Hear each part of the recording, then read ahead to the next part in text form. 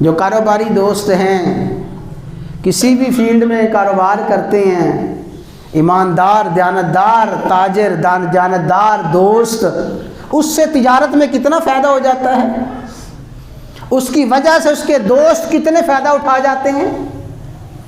اور فرمایا کہ یا یہ ہوگا کہ تو وہ خوشبو تمہیں ہدیہ دے دے گا، تمہیں کاروبار کے اصول بتا دے گا، زندگی گزارنے کا ڈھنگ بتا دے گا، طریقہ بتا دے گا، اور ایسا بے شمار ہوتا ہے۔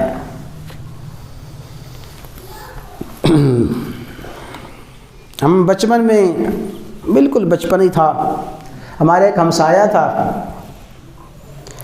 تعلیمی لحاظ سے اور عام تہذیب کے لحاظ سے بالکل پسماندہ شعبے سے تعلق رکھتا تھا۔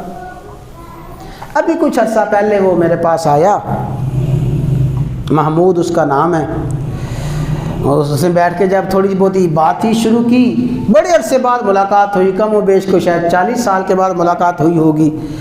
وہ آیا تو جب اس نے بات چیت کی، میں نے کہا محمود یار آپ کی تو بات سے ایسے اندازہ ہوتا ہے کہ کوئی بڑا پڑھا لکھا آدمی بات کر رہا ہے۔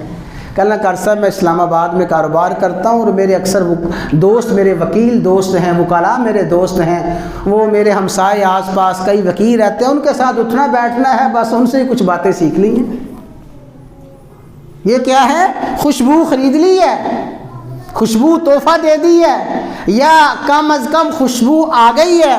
اور فرمایا جہاں تک بھٹی جھونکنے والا ہے اس کے پاس بیٹھو گے، آخری درجہ یہ ہوگا کہ اس کی بدبو تمہارے دل و دماغ کو متاثر کرے گی، کوئی نہ کوئی چنگاری تمہارے کپڑوں پہ گر جائے گی، اس کے پاس بیٹھنے کا کوئی نہ کوئی نقصان ضرور ہوگا۔